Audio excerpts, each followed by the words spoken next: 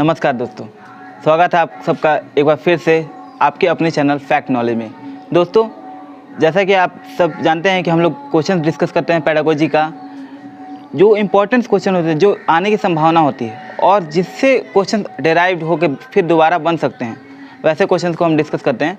तो हाजिर है इस बार फिर से एक क्वेश्चन की सीरीज लेकर के। देर न करते हुए वीडियो शुरू करते हैं। आज का हमारा पहला प्रश्न है, व्यक्तियों में एक दूसरे से भिन्नता क्यों होती है?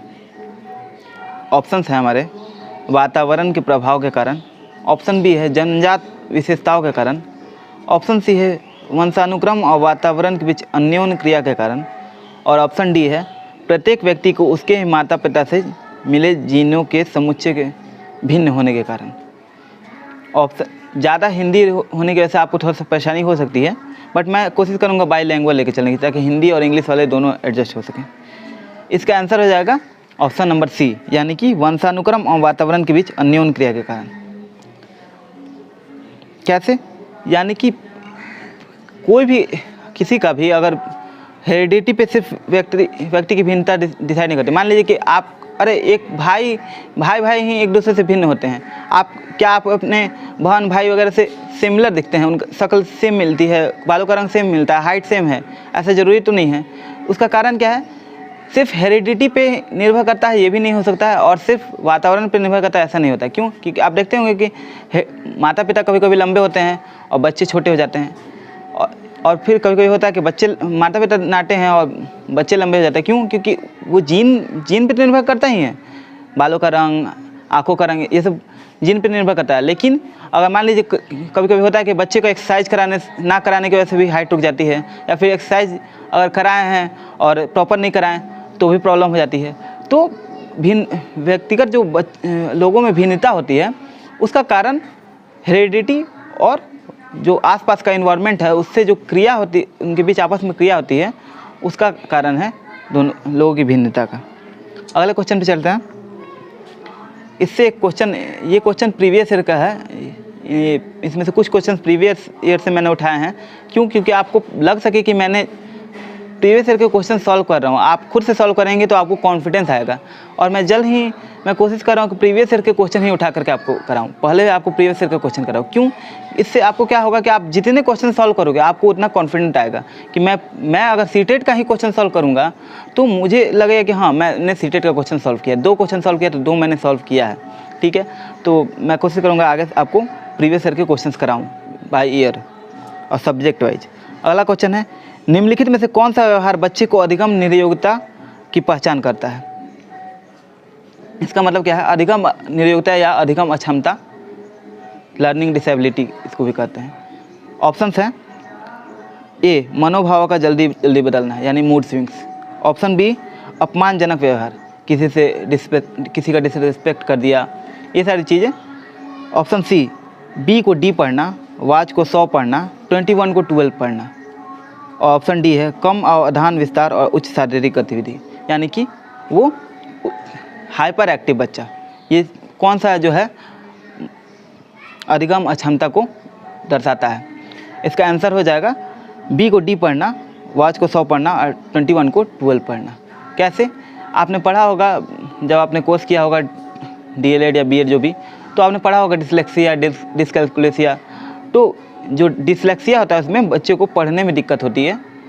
वाच को 100 पढ़ता है, 21 को 12 पढ़ता है, ऐसे उल्टा पढ़ता है। ठीक है, तो ये अधिगम अक्षमता में आता है, यानी कि बच्चों को पढ़ने में कठिनाई हो रही है, ऐसे बच्चों को स्पेशल केयर की ज़रूरत होती है।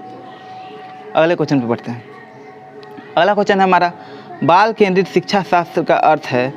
ऑप्शन ए बच्चों को नैतिक शिक्षा देना, ऑप्शन बी है बच्चों को शिक्षा का अनुगमन और अनुकरण करने के लिए कहना, ऑप्शन सी है बच्चों की अभिव्यक्ति और उसकी सक्रिय भागीदारी को महत्व देना, ऑप्शन डी है बच्चों को पूर्ण रूप से स्वतंत्रता देना।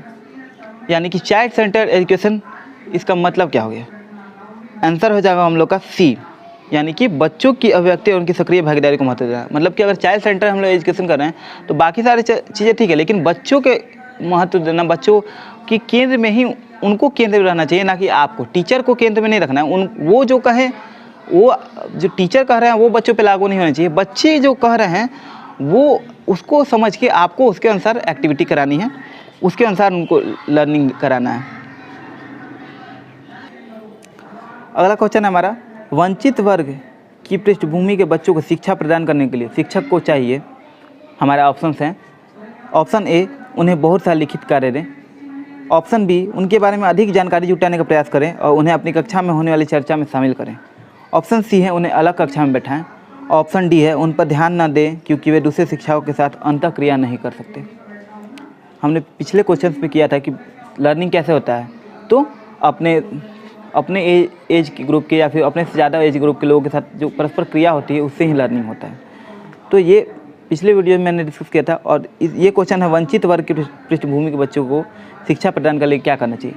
तो इसमें भी वैसा ऑप्शन दिया है कि उन पर ध्यान न देकर क्योंकि वो क्रिया नहीं कर सकते अपने परस्पर साथियों से, ये गलत हो जाएगा। आपको मैंने बताया था तकनीक कि आपने जो गलत ऑप्शन हैं उनको छाटेंगे, क्वेश्चन का पैटर्न देखेंगे, वंचित क्या करना चाहिए, तो क्या करना चाहिए पूछ रहा है, तो जो नहीं करना चाहिए उसको पहले हम लोग छाट के अलग कर देंगे। यानी कि अंतःक्रिया पे ध्यान, अंतःक्रिया नहीं कर सकते इसलिए उन पर ध्यान ना दिया जाए, ये निगेटिव हो जा रहा है तो इसको काट के अलग कर देंगे, यानी ये नहीं होगा। उन्हें अलग कक्षा में बैठाएं, ये भी नहीं होगा क्योंकि इंक्लूसिव एजुकेशन कहता है कि सबको समान रूप से पढ़ाइए। ठीक है, सीटेट के सिलेबस में इंक्लूसिव एजुकेशन बहुत ही इंपॉर्टेंट रोल प्ले करता है, इसलिए ये बहुत ही इंपॉर्टेंट है। मैं आपको वो टॉपिक कराऊंगा जल्द ही। फिलहाल क्वेश्चन देखते हैं, उन्हें अलग कक्षा में बैठाएं, तो ये होगा नहीं। ऑप्शन है उन्हें बहुत सा लिखित कार्य दे, लिखित कार्य यानी लिखने के लिए दे दिए तो मैं उनका कार्य संपन्न हो जाए, वो शिक्षित हो जाएंगे। ऐसा कहीं नहीं लिखा, ना ही ऐसा संभव है कि किसी को लिखने को दे दो तो वो पूरा वंचित वर्ग होता क्या है, मतलब जो शिक्षा से मतलब मरहूम रहा, शिक्षा से कभी भेंट ना हो, शिक्षित ना हो, वो उन लोगों को शिक्षा में प्रॉब्लम होगा। ऑप्शन नंबर बी है हमारा, उनके बारे में अधिक जानकारी जुटाने का प्रयास करें, उन्हें कक्षा में होने वाली चर्चाओं में शामिल करें। ये आंसर सही होता है। क्यों? क्योंकि हम उनको साथ में लेके चलेंगे, बाकी बच्चों को साथ लेके चलेंगे, उनके बीच जो चर्चा होती है उनमें शामिल करेंगे, तो वो धीरे धीरे मुख्य धारा में आने की कोशिश करेंगे और वो भी शिक्षा की तरफ अपना कदम बढ़ाएंगे। अगला क्वेश्चन है हमारा, यानी इसका आंसर हो जाएगा बी।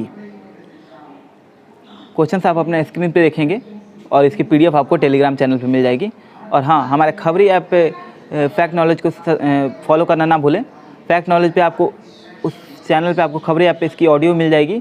वीडियो देखने के बाद से आप सुबह में मान लीजिए वीडियो देखते हैं तो शाम को आप, या फिर शाम को अगर वीडियो देखते हैं तो सुबह में, यानी कुछ टाइम लेके 5-6 घंटा का अंतराल लेके आप उसकी ऑडियो हेडफोन लगा के जब भी जहाँ भी हो, मार्केट कहीं भी हो, आप उसकी ऑडियो सुने, आपको निश्चित ही इसका लाभ होगा और वो चीज़ें आपके मन में अस्थायी रूप से घर कर जाएंगी। तो अगला क्वेश्चन पे हम बढ़ते हैं। अपने चिंतन में अवधारणात्मक परिवर्तन लाने हेतु शिक्षार्थियों को सक्षम बनाने के लिए शिक्षक को डैश देके ऑप्शन हमारे देखें, उन बच्चों को पुरस्कार देना चाहिए जिन्होंने अपने चिंतन में परिवर्तन किया है। ऑप्शन बी है, बच्चों को स्वयं चिंतन करने के लिए हतोत्साहित करना चाहिए, उनसे कहना चाहिए कि वे शिक्षिका को सुने और उनका अनुपालन करें।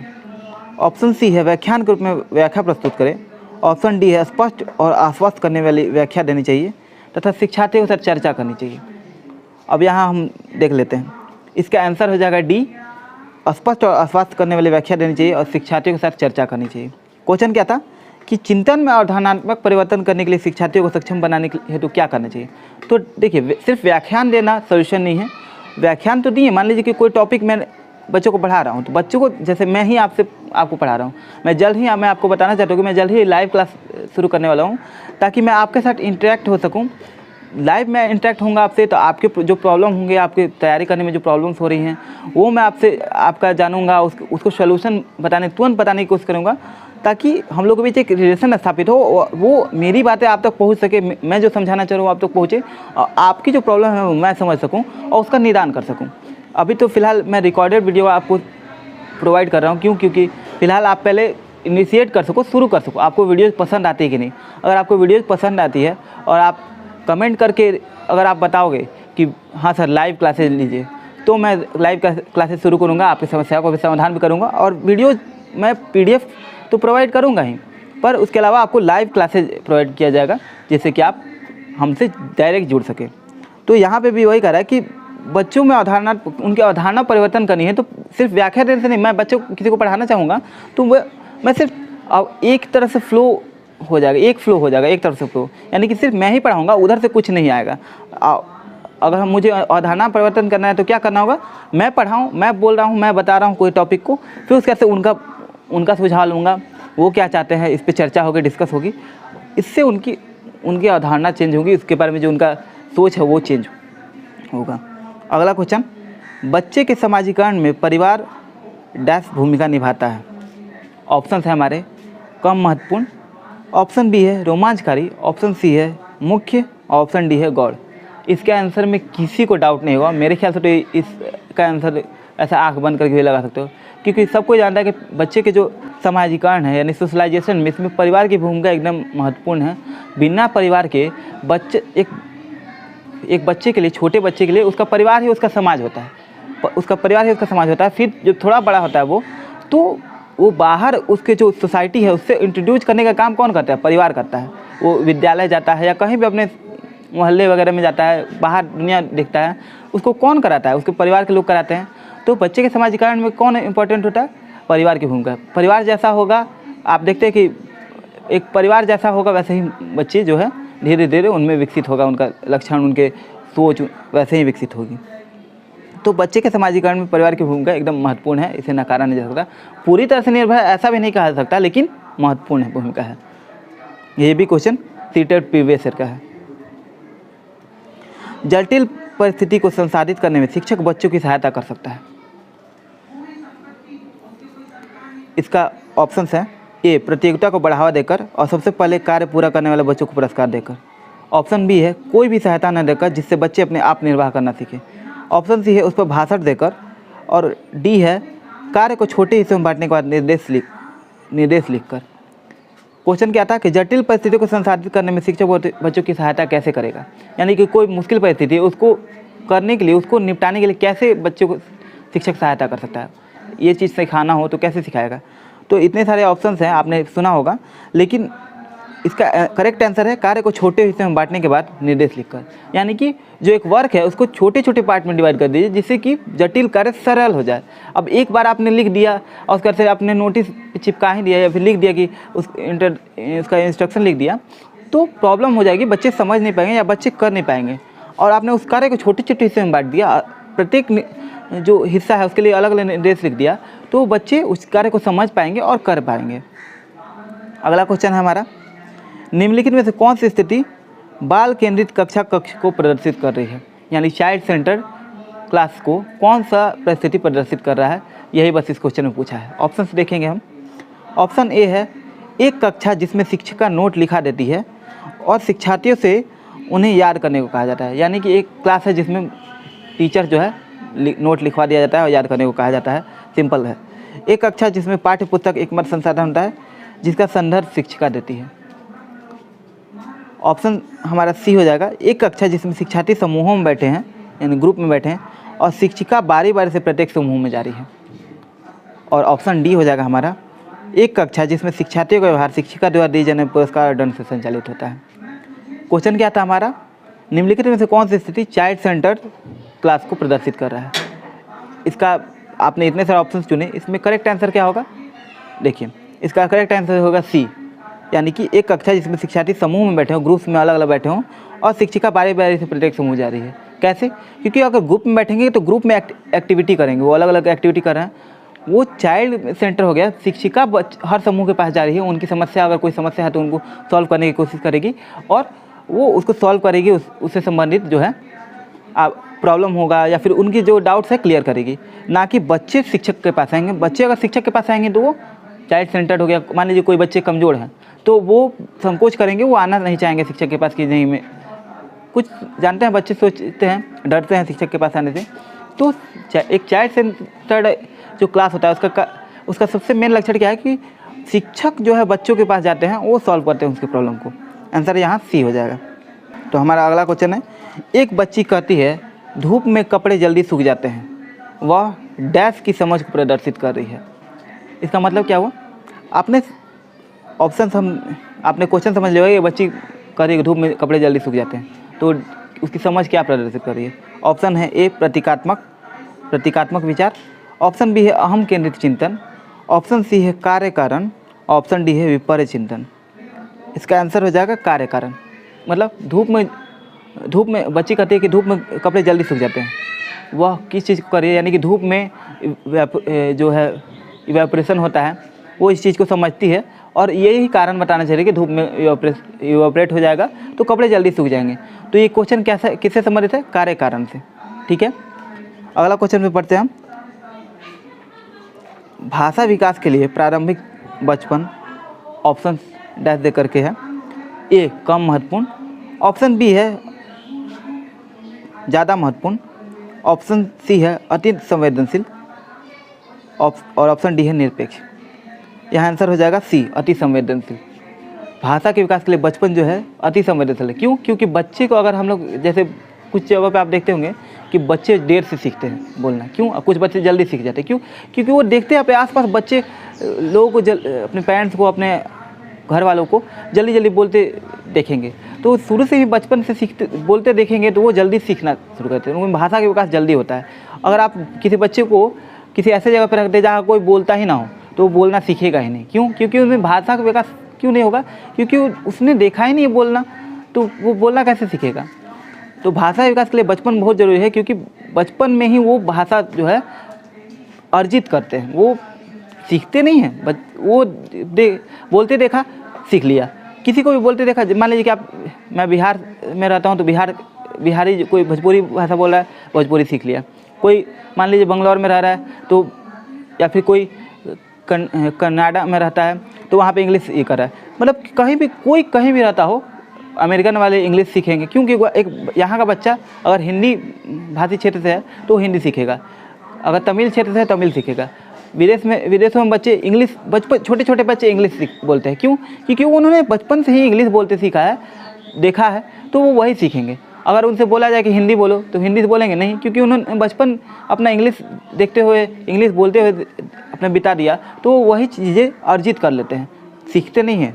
सीखना और अर्जित करने में अंतर होता है। इस पर एक क्वेश्चन आगे मैं कराऊंगा आपको, लेकिन मैं यहाँ एकदम संक्षेप में बता देता हूँ। सीखना और अर्जित करने में क्या अंतर है?